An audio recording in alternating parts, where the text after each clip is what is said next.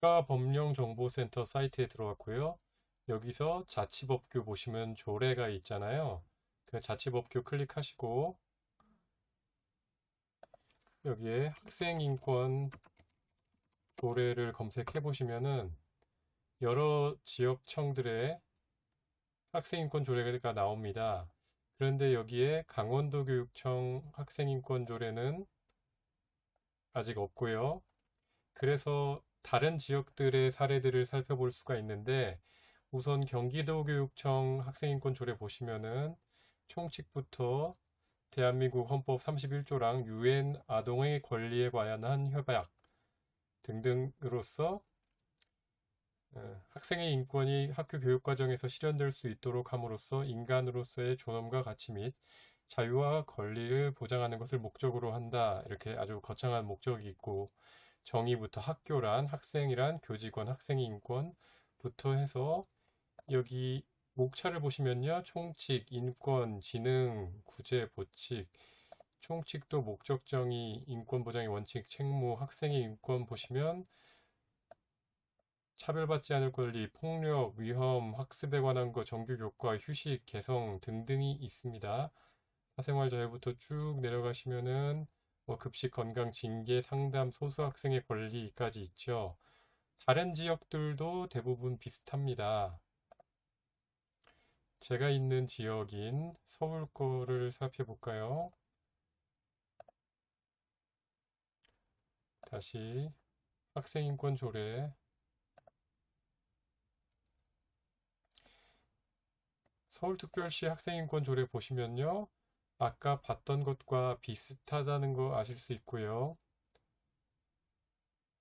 서울특별시 학생인권 조례 본문 내용 보셔도 아까 경기도 것과 비슷하다는 거 알 수 있습니다. 여기서 보시면은 차별, 폭력, 위험, 학습 이렇게 해서 쭉 내려가서 건강, 급식, 징계, 권리, 상담 등등 있죠.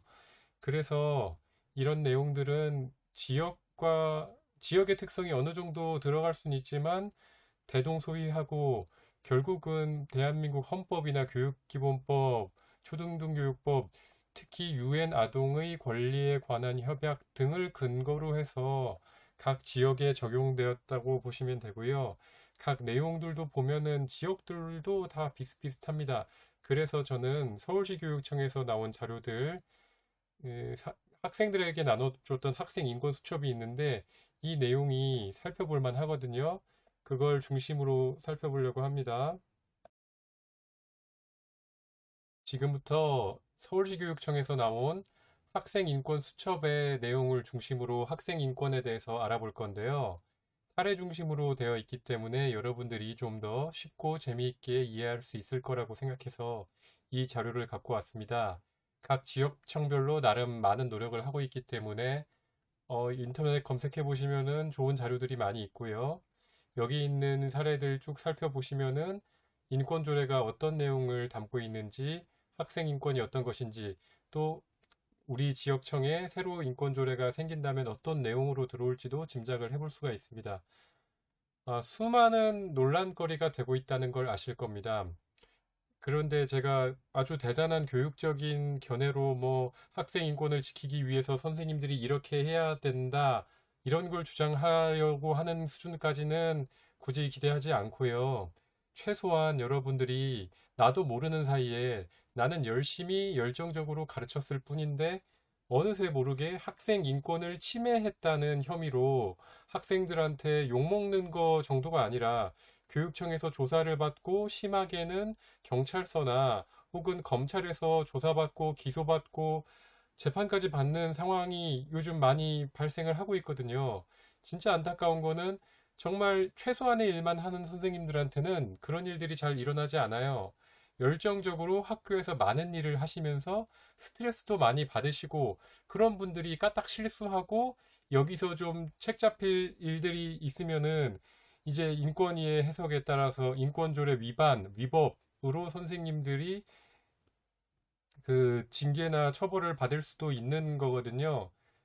우리 지역청에 인권조례가 없다고 하더라도 이것은 국가인권위의 권고사항과 또 그 다른 법들, 예를 들면 학교폭력 예방법이나 그 아동학대 방지법 같은 것들에서 걸려들 만한 것들이 굉장히 많아요. 쉽게 말하면 여러분들이 아동학대에 대한 것들을 보셨겠지만 요즘 가장 많이 일어나는 일들이 교권 침해에서 일어나는 일들이 선생님을 아동학대 가해자로 신고하는 거예요. 그 이전에는 학교폭력 가해자로 선생님을 신고했어요. 어이가 없죠. 선생님은 학교폭력으로부터 아동학대로부터 아이들을 지켜주는 사람인데 그 피해자 아이들을 지켜주기 위해서 했던 행동들이 가해 학생에 대한 아동학대, 학교폭력으로 가버리는 거죠. 그래서 여러분들이 옛날과는 좀 달라진 방식으로 요즘 학생의 인권이라는 것이 어떻게 변화하고 있는지 이걸 제대로 아셔야 여러분도 열심히 하다가 그 징계를 받는 일들을 좀 예방할 수가 있습니다. 그래서 여기 큰 제목 일단 살펴보면요. 차별받지 않을 권리, 폭력 및 위험, 교육에 관한 거 좀 민감한 얘기들 많이 있습니다. 저도 굉장히 이 언급하기가 불편하긴 한데 또 여러분들이 모르시면서 당하시면 안 되니까 불편한 얘기지만 저도 여기서 용기를 내서 여러분들이 어려움 겪지 않도록 애써 보겠습니다. 사생활 비밀, 뭐 정보, 양심, 종교, 표현, 잡치, 참여, 복지, 징계 등 절차, 권리 침해, 소수자 학생의 권리 보장 등등의 내용이 있습니다. 인권 조례가 지역청마다 계속 생기고 있고요. 시행규칙이나 또 노동인권교육 활성화 조례 등도 있습니다. 학생들이 아르바이트를 이제 고등학생 때부터 한다든지 할 때 법규를 제대로 몰라서 부당하게 혹사당하는 일들이 많거든요. 아동 인권을 지켜준다는 것이 촉발된 계기 자체가 산업화 시대에 그 공장 노동을 하는 어린이들이 큰 역할을 했잖아요. 그 아이들이 제대로 교육받지 못하고 너무 많은 혹사를 당했기 때문에 그런 면들이 전통적으로도 있기 때문에요. 또 어려운 지역이든 또 요즘은 학생들이 다 대학 가는 것이 아니라 고등학교 때 이미 일을 하고 고등학교 졸업하자마자 바로 취업을 하기도 하고 아르바이트를 하기도 하기 때문에 사실 이런 노동인권 같은 경우에도 중요합니다. 특히 이제 특성화고라든지 이제 아르바이트 하는 학생들이 많은 지역에선 중요한데요. 일단 이 인권조례 내용만 살펴보기에도 양이 많습니다. 한번 출발해 보겠습니다. 차별받지 않을 권리부터 시작해 보겠습니다. 이제 앞으로 나올 것들이 뭐 별걸 다 차별이라고 한다. 도대체 이러면은 뭐 할 수 있겠느냐 생각되실 수도 있고 뭐 이런 것까지 따지냐라고 생각이 드실 수도 있어요. 어떤 부분에서는 꽤 이상적인데 뭐 교육은 이상을 추구하는 면도 있기 때문이라고 일단 이해를 해보고요.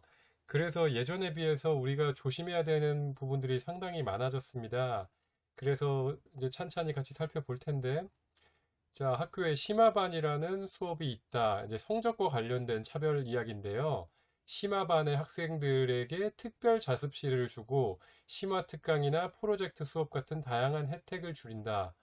자, 이것이 성적 순으로 뽑기 때문에 아무리 원해도 다른 학생들은 들어갈 수가 없다라는 것인데요. 이것도 참 약간 어폐가 있는 부분이 있습니다.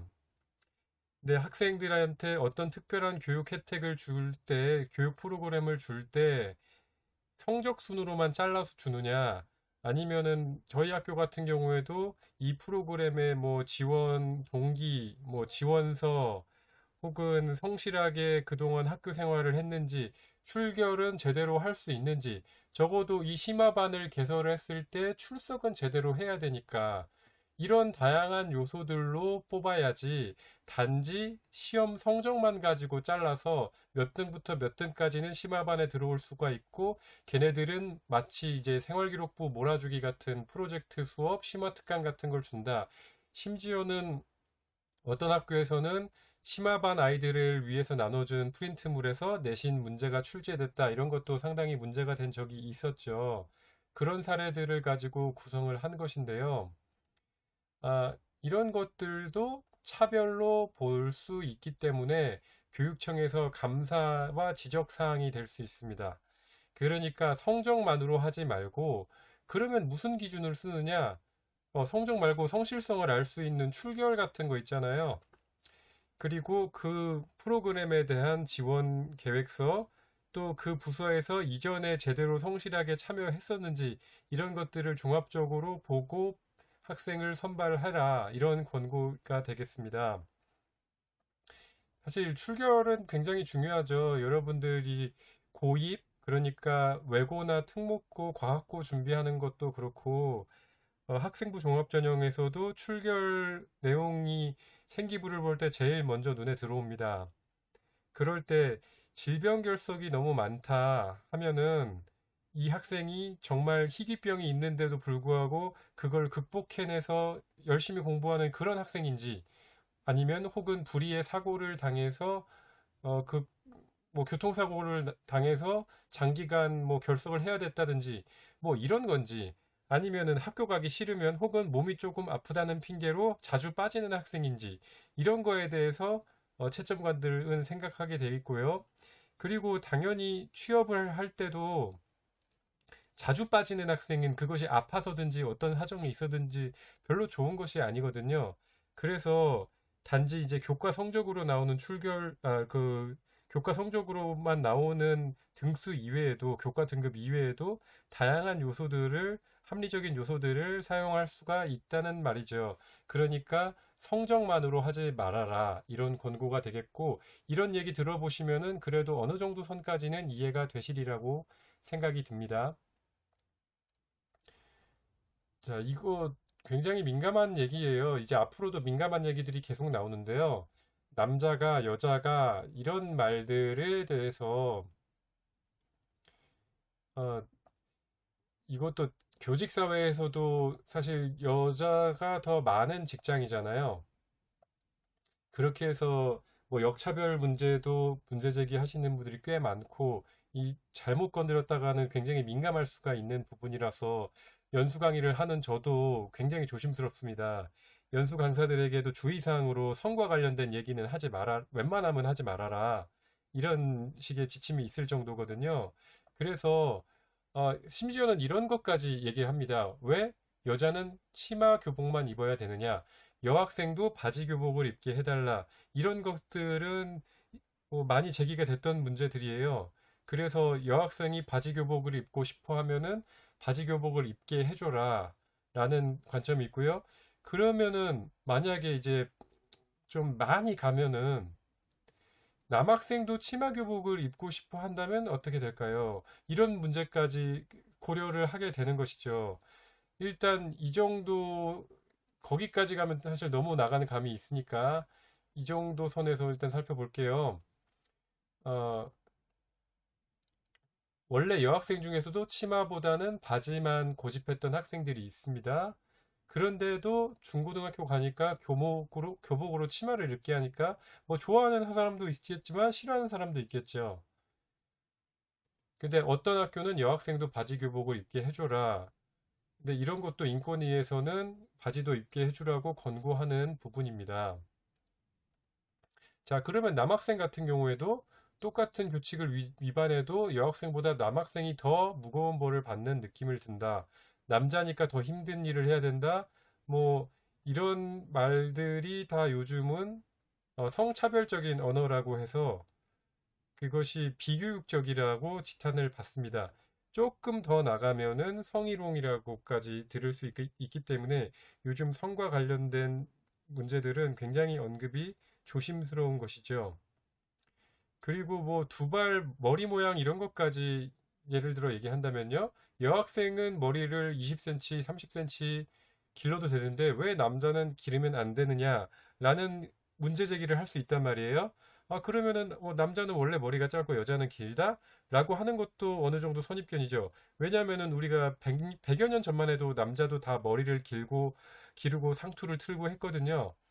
그러니까 사실 이런 인권조례의 문제들이 어찌 보면 굉장히 논란이 될 만한 것이기 때문에 국어과든 사회과든 이런 데서 토론 수업으로 융합 수업으로 삼기도 굉장히 좋은 소재들이 많긴 합니다. 그런데 우리가 늘 두려운 부분은요, 이걸 수업에서 녹여냈을 때 결국은 학생들이 교칙 개정을 요구할 텐데, 그걸 교과교사선에서 마치 교과교사가 학생들을 부추겨서 이런 일이 일어나게 했다는 그런 말을 들을까 봐 여러분들은 두려움이 있으실 거예요. 저 역시 그래서 함부로 이런 얘기할 땐 조심스러운 면이 많았고요. 자, 계속 가보겠습니다. 아, 또 이거 더 민감한 얘기인데요. 임신, 출산이 징계 사유냐라고 했을 때 성경험의 성적 자기결정권과 동의가 중요하다. 원하냐, 안 원하느냐. 자, 처음엔 원했더라도 마음이 바뀔 수 있다. 그건 원하지 않는 거다. 자, 이거 뭐 맞는 말이죠. 성관계 중이라고 하더라도 나 이제 그만할래. 그랬을 때는 중단해야 되는데 뭐 이제 와서 어떻게 이러자는 거냐 하면서 강제로 진행한다면은 성폭행이 되는 거잖아요. 물론 양형에는 뭐 참작이 되는 부분이 있겠지만 어쨌든 상대방이 싫다는 것은 하면 안 된다 하는 것이 이제 성교육에서 중요한 부분이고요. 상대방이 명확한 동의를 하지 않았다면은 거기과 관련되는 기분 나쁘게 할 만한 말이나 행동 같은 것들 하지 말라는 것인데 문제는요. 여기서 좀 더 가면요. 자, 학생이 성적 자기 결정권에 의해서 내가 원해서 성관계를 했다. 그러면 성교육 시간에도 우리나라도 국가 성교육 표준안이라는 것이 제대로 자리 잡지 못했습니다. 왜냐하면은 이런 문제에 대해서는 굉장히 논란이 심하거든요. 예를 들어서 학생은 자기 행복을 추구하기 위한 권리가 있기 때문에 자기가 원하면은 성관계를 할 수 있다라고 만약에 누가 가르친다면 제가 그렇게 가르치라는 얘기가 아니라요. 저 그런 얘기 함부로 하기 어려우니까 그런 사람이 있다면요. 굉장히 논란에 많이 휩싸이겠죠. 가장 그 두려운 부분이 이제 임신을 했을 경우잖아요. 성관계로 인해서 마음의 상처나 생각하기 관계 전후의 생각이 달라질 수도 있지만 더 심각한 경우는 사실 임신이 됐을 경우인데 지금 낙태죄만 해도 작년에 헌법 불합치 판정이 나고 나서 계속 법 개정이 발의가 되고 있지만 아직 결론이 안 나고 있는데 자 그러면은 학생이 임신이 되면 어떻게 해요? 했을 때 일단 현행법상 낙태는 임신 초기에는 어, 그거 낙태를 했다고 해서 형사처벌을 받지 않습니다. 그런데 주수가 만약에 10주, 12주 이렇게 넘어가면은 완전한 팔다리가 갖춰지는 태아가 되거든요. 그때부터는 의사들도 함부로 낙태를 해서는 안 된다. 낙태죄를 물어야 된다라고 주장할 정도고요. 거의 만약에 6개월 이상 지났다 하면은 뱃속에서 꺼내도 살 수 있는 단계거든요. 그때쯤 되면은 거의 살해와 관련된 죄가 적용이 됩니다. 그래서 학생이 아이 임신을 했다고 하더라도 절대로 뭐 낙태를 부추긴다거나 이런 거 행동을 하면 안 되는 상황이거든요. 그런데 이 상황에서 어, 학생이 임신을 했는데 이제 중학생 심지어는 초등학생도 가능하고 고등학생이면은 학교마다 사례가 꽤 있습니다. 그럴 때 학생이 아이를 낳기로 결정했으면은 학교를 다닐 수 있을까요? 라고 물었다고 합시다. 그런데 일반적으로 임신하는 것 자체가 상당히 몸에 부담이 있을 수 있는 부분인데 어, 예전에는 임신했으면 여학생은 당연히 자퇴한다라고 했지만 그것이 인권 침해다.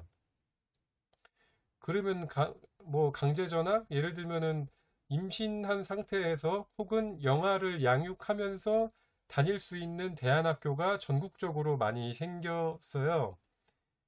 근데 그거는 학교에서 결정할 게 아니라 학생 본인이 내가 일반 학교에서 임신하고 출산하고 뭐 예를 들면은 그 쉽게 말하면 출산휴가 비슷한 걸 받아서라도 나는 일반 학교를 계속 다니겠다라고 주장을 한다면 그 학생은 일반 학교에서 다니는 것도 보장을 해주라는 것이 지금 인권위의 이제 판단과 주장이 되겠습니다.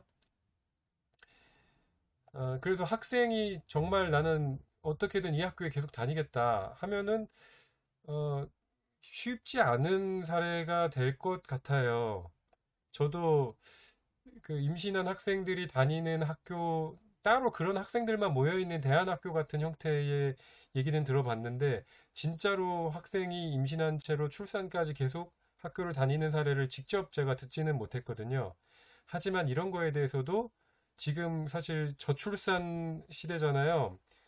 그 임신율이 굉장히 떨어지고 있는 사회이기도 한데, 학생이 임신이 됐을 때도 굉장히 조심스럽다. 옛날처럼 무조건 자퇴해라가 불가능하다. 그리고 그것 자체로 징계를 내릴 수 없다. 만약에 학생이 자유로운 의사가 아니라 성매매 같은 것들이 엮여 있다면 반드시 일단 경찰에 신고를 해야 될 것이고요. 선생님들이 판단하지 마라. 경찰에서 판단해라. 라는 입장입니다. 음, 벌써 저도 좀 이거 하면서 부담이 계속 되긴 하는데, 그래도 하는 데까지 해보겠습니다. 자, 지금 다문화 학생 굉장히 늘어나고 있죠. 그 다문화라는 이유로 친구를 놀려서도 안 되고, 그것을 당하는 학생들이 있다면 선생님 입장에서도 그런 부당한 놀림을 받지 않도록 애써 달라 이런 내용이고요. 학생도 하지 말아야 되고, 이거는 자칫하면 학교 폭력인데, 다문화 가정에 많은 학생들이 이제 부모님이 한국어 구사가 떨어진다든지 해서 학생도 부모님의 돌봄을 제대로 받지 못하고 그러다 보니까 학교 폭력 등에 노출되는 일들이 상당히 많아요. 심각한 뭐 학교 폭력, 가혹행위, 사망사고 이런 거에서 다문화 출신 아이들이 많이 있거든요. 그래서 이 학생들이 올바른 배움을 갖도록 선생님들이 굉장히 많이 애쓰셔야 되는 현실이고, 지금 다문화 비중이 정말 급격히 늘어나고 있다는 거, 어, 간과할 수 없습니다. 자, 또 정상, 비정상 가족. 이혼 가정 굉장히 많고요. 예전에 제가 있었던 바는 거의 절반 정도가 어, 한부모 가정 혹은 차상위 기초수급자 절반 이상 그런 뭐 학교들도 꽤 있죠. 그래서 이런 말 그냥 선생님이 나름은 굉장히 애써서 말씀하시겠죠. 친구랑 싸웠는데 엄마가 아빠 없이 혼자 너를 키우잖냐 열심히 살아야 되지 않겠어? 근데 이런 거를 듣는 것 자체가 학생이 기분 나쁘다는 겁니다. 선생님은 나름 이제 학생 생각해서 해주신 말씀이시죠. 그렇지만 이런 것들도 인권 침해 요소로 보일 수가 있고 예전 같으면은 학생들한테 주민등록등본 같은 걸 떼오게 해서 가족 관계를 간접적으로 파악하기도 했었는데 요즘 그런 거 함부로 하지 않잖아요.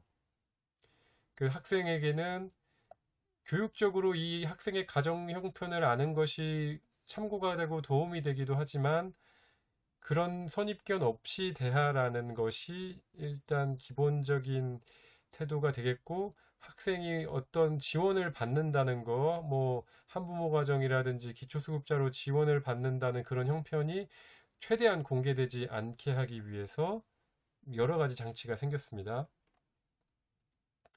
자, 그 다음에 이제 폭력 및 위험으로부터의 자유. 네, 이것도 이제 10년 전만 해도 사실 최근까지도 논란은 계속 있었는데 이제는 어느 정도 자리가 잡힌 것 같아요. 체벌 문제인데 여기 사례 볼게요. 배가 고파서 밥 먹고도 사라지지 않는 허기를 잠재우기 전까는 뭐 글자가 머리에 들어올 것 같지도 않았습니다. 이런 얘기들이 있는데 아, 아이들이 학교에 오는 중요한 이유 중에 하나는 가장 좋아하는 시간은 아마도 급식 시간이 아닐까. 뭐 급식 시간하고 체육 시간하고 뭐 몇 가지 있겠죠. 근데 이제 야간 자율학습을 하다 보니까 야간 자율학습에 제대로 참여하지 않고 간식을 사 먹다 늦었다. 그랬더니 야자 시간 내내 벽 보고 서 있어야 했다.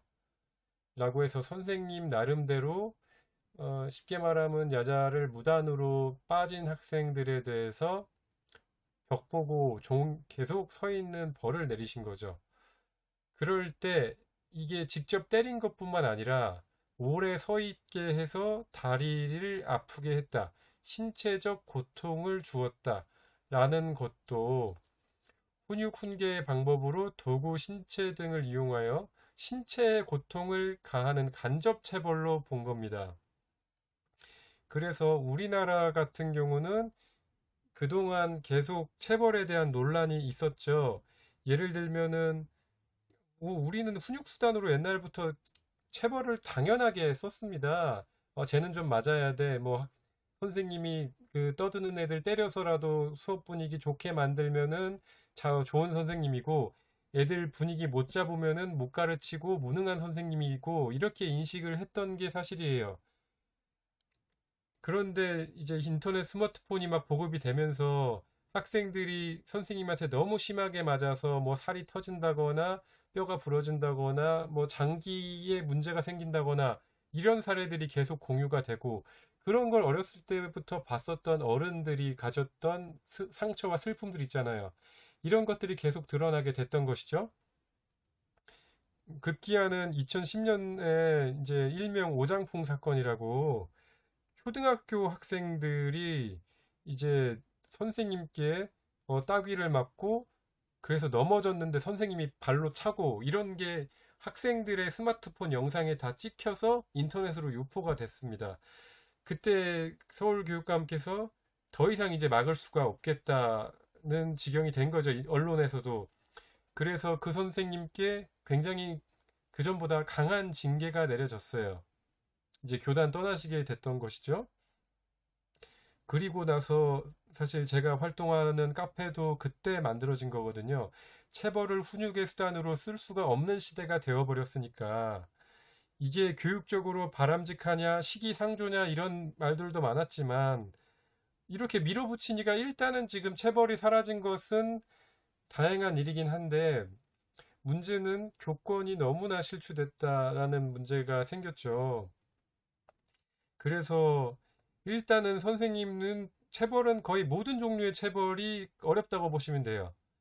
이런 경우에도 다리 아프면 들어오라든지 혹은 책상 갖고 나가서 여기서 공부하라든지 반성이 됐으면 들어오라든지 이런 방법으로 지도를 하셔야 되고 임의로 선생님 마음대로 뭐 몇 시간을 서 있게 한다. 그냥 잠깐 반성하는 의미에서 몇 분 정도 벽 보고 서 있다가 들어와. 이 정도는 괜찮은데요. 오랫동안 서 있으면서 다리가 아프게 하지는 말라는 겁니다. 이게 좀 답답하신 부분들이 생길 거예요. 근데 이제 저도 어느 정도는 이제 받아들이게 된 면이 있고요. 조금 더 가면은 더 심합니다. 이제 복장 단속을 하는데 생활지도 선생님 굉장히 고생하고 열심히 하시고 많은 도움이 필요하신 분인데 교문 앞에서 혼내는 것은 굉장히 흔히 볼 수 있는 풍경이다. 여기서부터도 이제 여러분들은 여러 사람이 보는 앞에서 본보기로 혼낸다는 것이 우리 학창 시절에는 많이 있잖아요.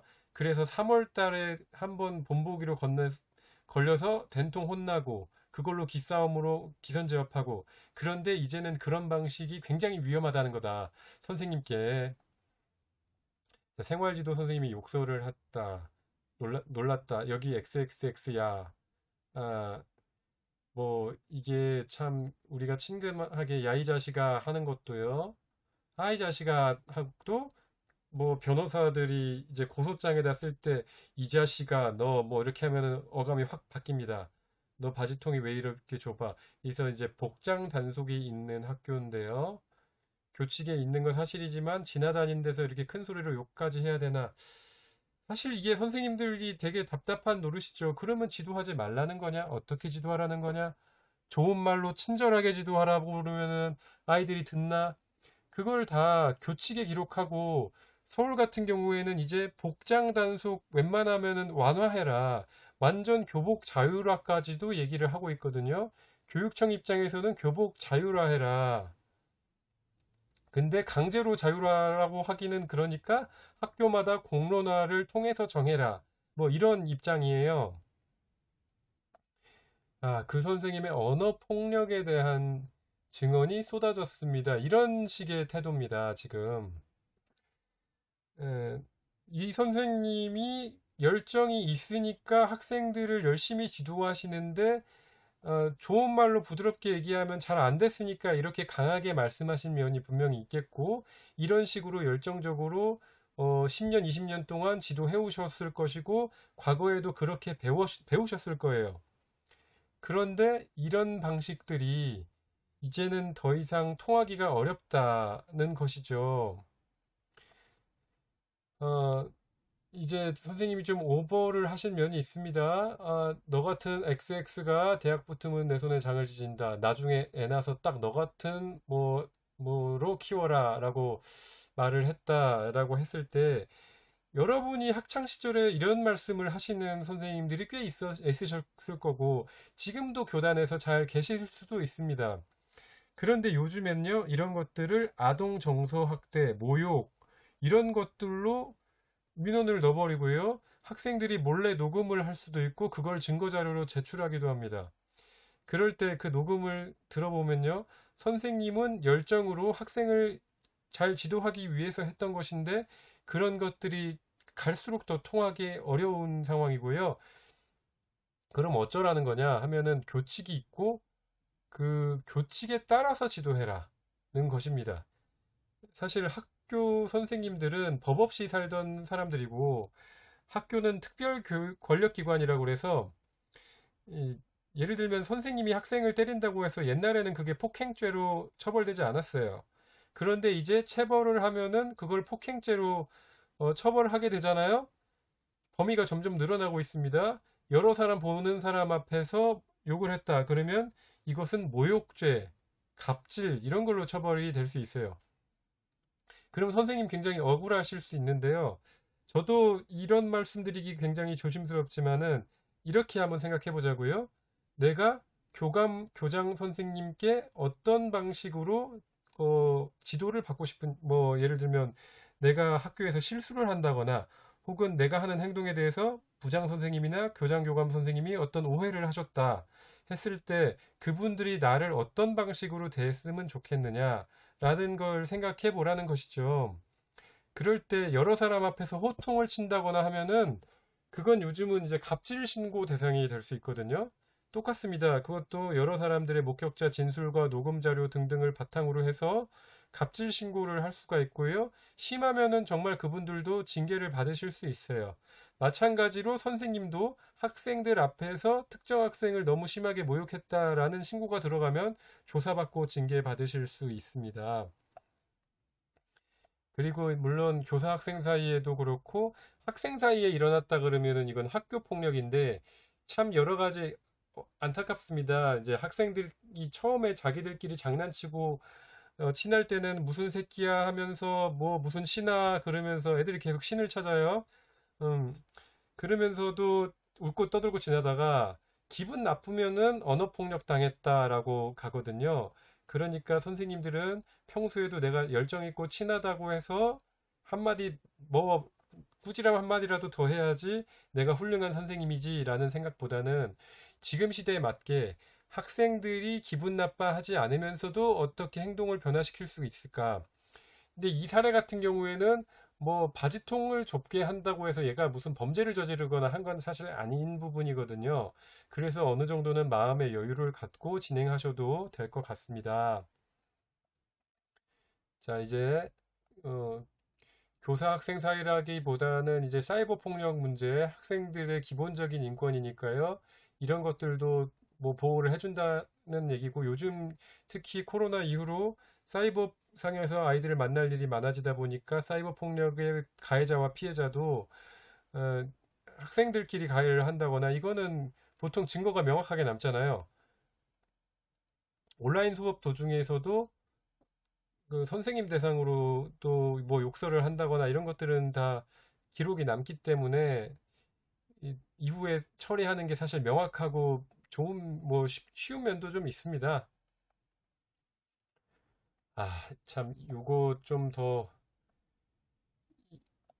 이게 요즘은 가장 어려운 문제입니다.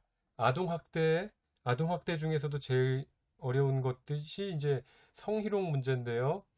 여러 가지 경로로 해서 여러분들이 성희롱에 대한, 성폭력에 대한 교육을 받으셨을 텐데, 이 선생님들이 성폭력 가해자로 지금 정말 이상하신 분들도 있긴 있었죠. 부당하게 학생들이 피해를 당하는 경우도 있었는데 요즘 들어서는 선생님이 열심히 가르치다가 뭐 어떤 나름대로 성교육의 측면이 있어서 성과 관련된 이야기를 하다가 그것이 동성이성 할 것도 없습니다. 뭐 여자 선생님도 여학생한테 성희롱으로 신고당해서 징계를 받는 사례들도 막 생겨요. 보통 근데 남자 선생님이 여학생 성희롱 했다고 하면요, 거의 중징계 이상 나오는 경우가 요즘 많습니다. 그것도 수업 내용에서 성과 관련된 것들이 들어갔기 때문에 맥락상 했는데 그것이 약간 더 오버가 됐다는 걸로 경찰 신고하면요, 직위 해제되고 검찰로 넘어가고 재판까지 가고 이런 사례들이 많거든요. 그래서 요즘은 이 균형 잡기가 굉장히 어렵기 때문에 전 그럽니다. 성과 관련된 말씀을 하실 때는 정말 최소한으로 하시고 내 목소리를 녹음해서라도 나중에 혹시라도 신고가 들어왔을 때 소명 자료로 쓰시는 게 좋다.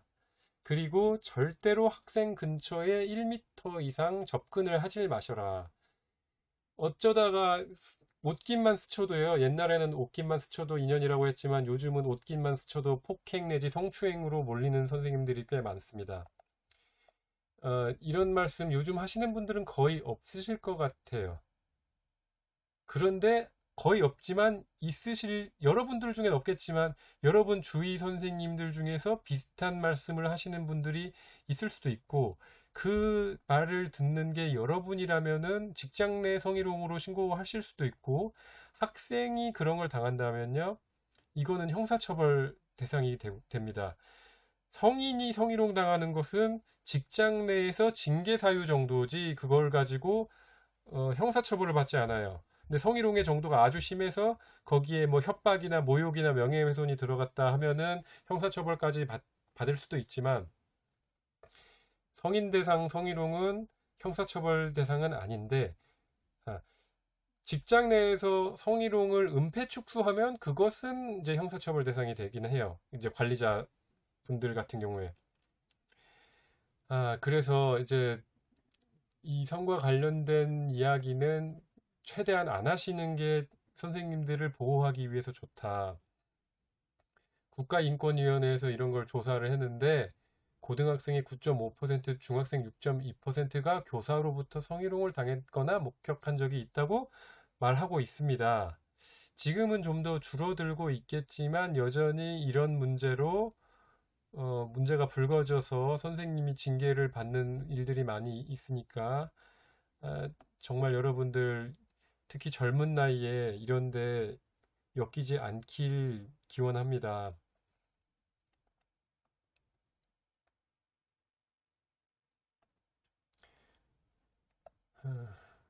이게 학교에서 다쳐도 치료비 걱정 없다.